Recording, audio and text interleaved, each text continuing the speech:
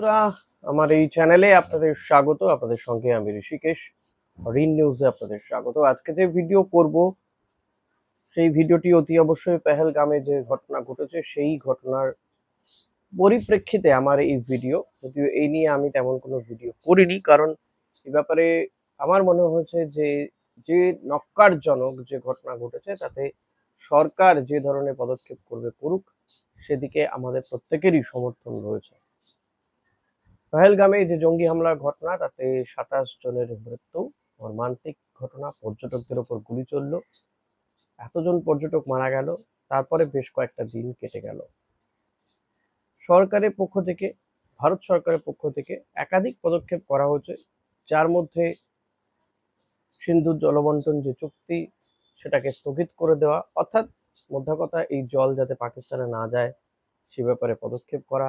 পাশাপাশি যারা পাকিস্তানি নাগরিক এদেশে ছিলেন তাদেরকে, যাদের যারা ভিসা নিয়ে এসেছিলেন সেই ভিসার মেয়াদ শেষ হয়ে গিয়েছে, তাদেরকে দেশে ফিরে যেতে বলা হয়েছিল।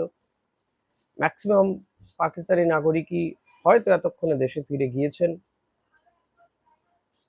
পাশাপাশি যারা চিকিৎসার জন্য এই দেশে আসেন তাদেরকেও দেশে ফিরে যেতে বলা হয়েছিল। হাই কমিশনে সেখানেও কিন্তু পদক্ষেপ করা হয়েছিল। হাই কমিশনের যে সদস্যরা রয়েছেন তাদের সংখ্যা কমিয়ে দেওয়া হয়েছিল।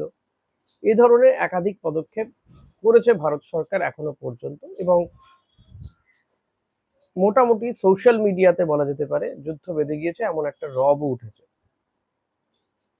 পহেলগামে যে জঙ্গি হামলার ঘটনা ঘটেছে তাতে দেখা গিয়েছে একেবারে জঙ্গিরা বাছাই করে করে হিন্দুদেরকেই হত্যা করেছেন। এমনকি একজন আসামের ব্যক্তি, পর্যটক, তিনি গিয়েছিলেন কাশ্মীরে ঘুরতে, তাকে নাকি কলমা পড়তে বলা হয়, তিনি পড়ে দেওয়াতে তিনি প্রাণে রক্ষা পান।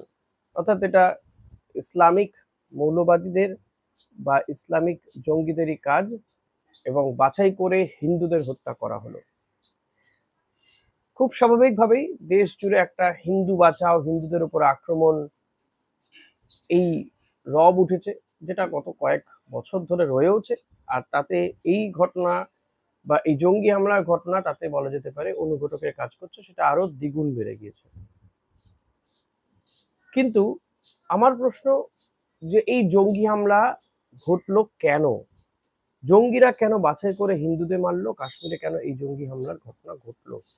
সেই প্রশ্নগুলো উত্তর খোঁজার চেষ্টা করব। তারপর ভারত সরকার যে পদক্ষেপ করেছে, যার মধ্যে অত্যন্ত বড় পদক্ষেপ এই সিন্ধু চুক্তি বাতিল করা। ১৯৬০ সালের যে সিন্ধু চুক্তি ভারত পাকিস্তানের, সেই চুক্তি বাতিল করাটা কতটা যুক্তিযুক্ত বা বাস্তবায়িত হওয়াটাও কি আদৌ সম্ভব, এই সমস্ত নিয়ে আমার আজকের এই ভিডিও। তো প্রথমেই বোঝবার চেষ্টা করব যে এই হিন্দু নিধন বা এইভাবে জঙ্গিরা বাছাই করে হিন্দুদের হত্যা করলো, পর্যটকদের উপর গুলি চললো, কেন? উদ্দেশ্য কি? দেখুন, খুব খালি চোখে যদি ভাবি তাহলে এর উদ্দেশ্য খুব পরিষ্কার বোঝা যাচ্ছে। এক হচ্ছে যে যাতে কাশ্মীরের মানুষের যে চাহিদা, যে রুটি রুজি, সেটাকে বন্ধ করে দেওয়ার চেষ্টা।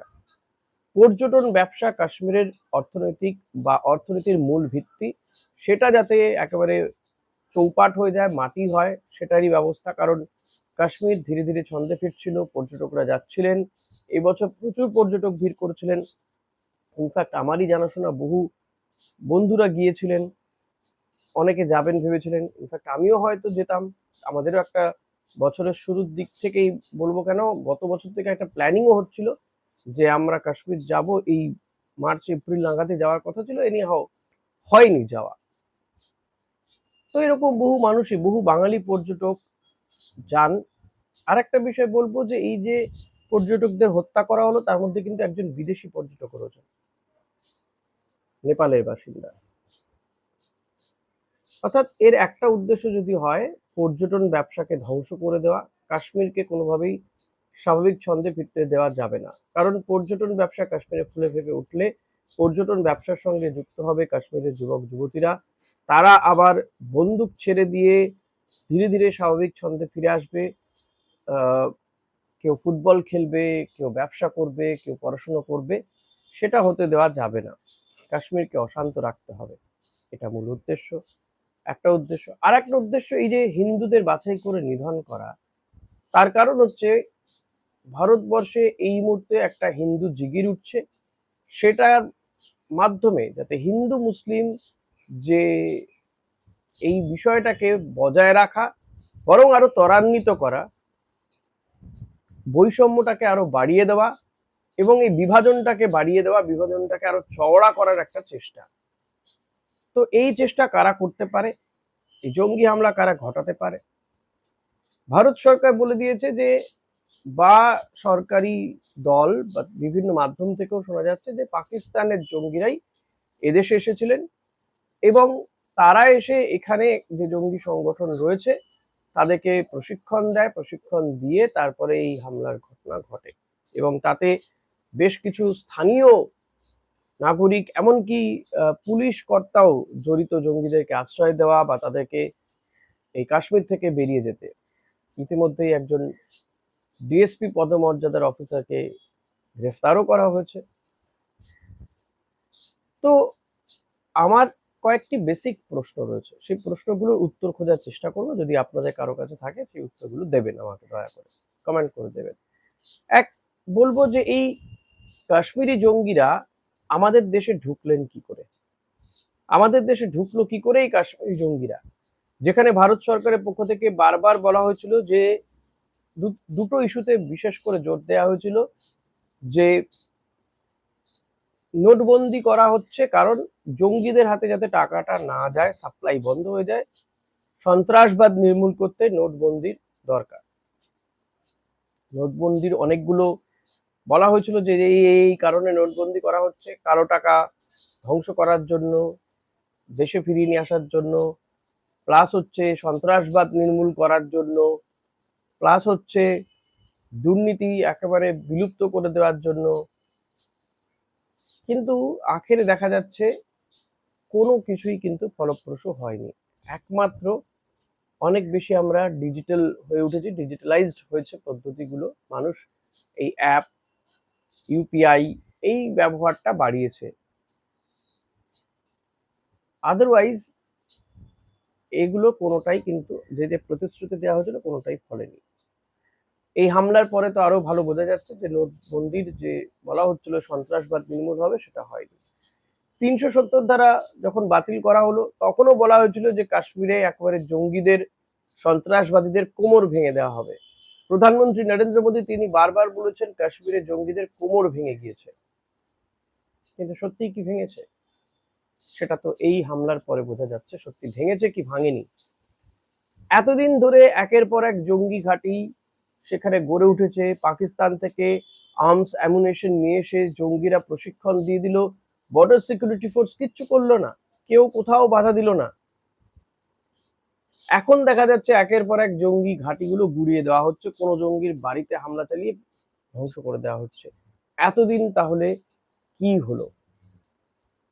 এই প্রশ্নগুলোর উত্তর জানতে চাইছি আপনাদের কাছ থেকে। প্লাস এই যে হামলার ঘটনা ঘটলো, যে বৈসরণ উপত্যকায় হামলার ঘটনা ঘটলো, সেখানে নিরাপত্তা রক্ষী কম ছিল। কাশ্মীরে এমনিতে প্রচুর সেন্ট্রাল ফোর্স মোতায়েন থাকে সারা বছরই, কিন্তু এইখানে নাকি কম ছিল। জঙ্গিরা জিজ্ঞেস করলো কে হিন্দু কে মুসলিম, তাদেরকে আলাদা করলো, কারো কারো নাকি প্যান্ট খুলে দেখা হলো সে হিন্দু না মুসলিম, কাউকে কলমা পড়তে বলা হলো। এতটা সময় ঘটলো এবং যে মানে র্যান্ডাম গুলি চালিয়েছে জঙ্গিরা এমনটা নয়, ধীরে ধীরে গুলি চালিয়েছে। প্রশ্ন হচ্ছে তখন নিরাপত্তা রক্ষীরা কোথায় ছিলেন? কেন কেউ সঙ্গে সঙ্গে বাধা দিতে গেলেন না? কেন কোনো গুলির লড়াই হলো না? এগুলো আমার প্রশ্ন।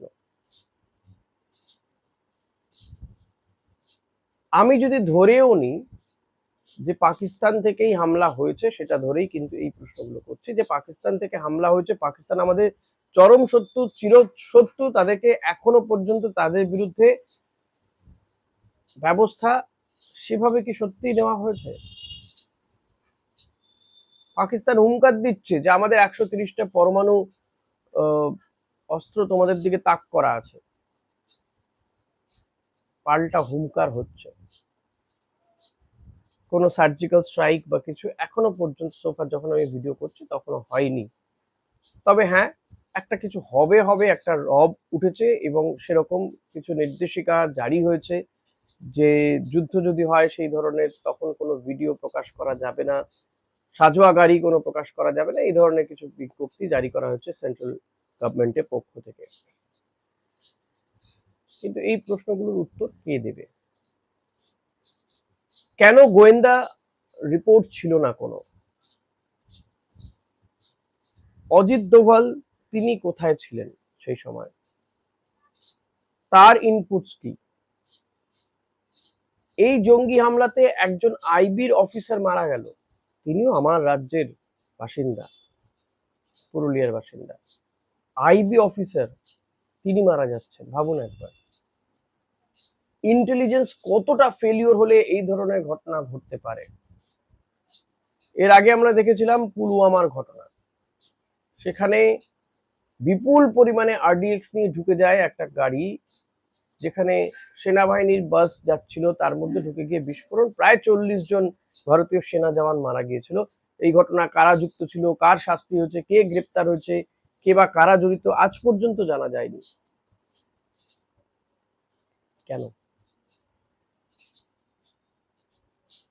আর এই যে বলা হচ্ছে না যে সিন্ধু জল চুক্তি বাতিল করা হলো,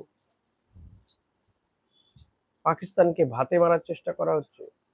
1960 সালে এই সিন্ধু জল চুক্তি হয় এবং এই সিন্ধু নদের জল যদি আটকাতে হয়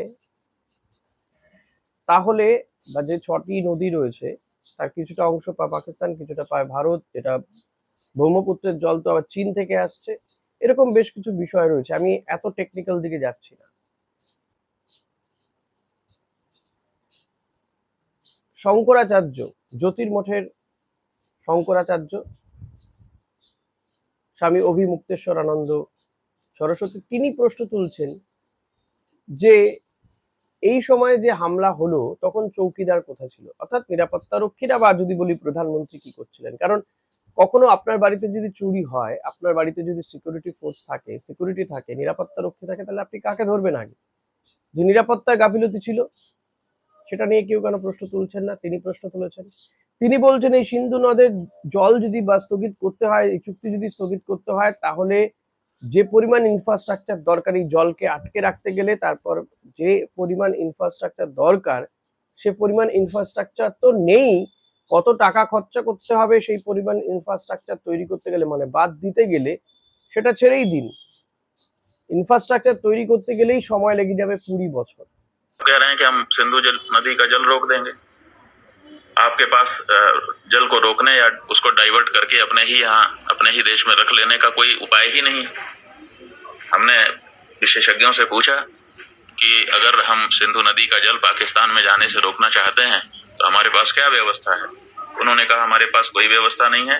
अगर हम आज से शुरू करें कि ऐसी व्यवस्था हम बना ले तो पैसा कितना लगेगा वो तो अभी पूछिए ही मत। अगर पैसा पर्याप्त दे दिया जाए, पैसे के कारण एक दिन भी काम ना रुके, तब भी 20 साल लगेगा, तब हम सिंधु नदी का जल रोक पाएंगे। तो ऐसी परिस्थिति में हम ये कह दे रहे हैं कि हम सिंधु नदी का जल रोक लेंगे। এটা কি আদৌ বাস্তবোচিত সিদ্ধান্ত, সেটা নিয়ে তিনি প্রশ্ন তুলেছেন। এই প্রশ্নের উত্তর কে দেবে আমি জানি না, কেন্দ্রীয় সরকারকে দিতে হবে। এই অভিমুক্তেশ্বরানন্দ বারবার কিন্তু একের পর এক কেন্দ্রীয় সিদ্ধান্ত নিয়ে তিনি প্রশ্ন তুলেছেন। ভেবে দেখুন, যখন রাম মন্দির উদ্বোধন হচ্ছে, প্রাণ প্রতিষ্ঠা হচ্ছে রামলালা, তখনও তিনি প্রশ্ন করেছিলেন যে অসমাপ্ত রাম মন্দিরে রামলালার প্রাণ প্রতিষ্ঠা হতে পারে না। কিংবা কুম্ভ মেলায় যখন পদপিষ্ট হওয়ার ঘটনা ঘটলো, তখনও তিনি প্রশ্ন তুলেছিলেন, যোগী আদিত্যনাথের পদত্যাগ চেয়েছিলেন। ফলত এই প্রশ্নগুলো রয়েছে, অনেকগুলো প্রশ্ন রয়েছে, উত্তর কে দেবে তার জানা নেই। উত্তর কি সেটা কি আমরা জানতে পারবো আদৌ কেউ? এখনো পর্যন্ত কোনো জঙ্গি নিকেশ হয়নি কিন্তু, মানে যারা এই পহেলগামে যে বৈসরণে যে জঙ্গি হামলা ঘটনা ঘটলো, তাতে কিন্তু এখনো পর্যন্ত কোনো জঙ্গিকে খুঁজে পাওয়া যায়নি। কিছু লিঙ্ক ম্যানের তালিকা প্রকাশ হয়েছে, জঙ্গিদের স্কেচ ছবি প্রকাশিত হয়েছে। এগুলোকে কি বলবেন আপনারা? আপনারাই ডিসাইড করুন। এখনকার মতো ভিডিও এখানেই শেষ করছি, দেখা হবে আবার অন্য কোনো ভিডিওতে। Thank you.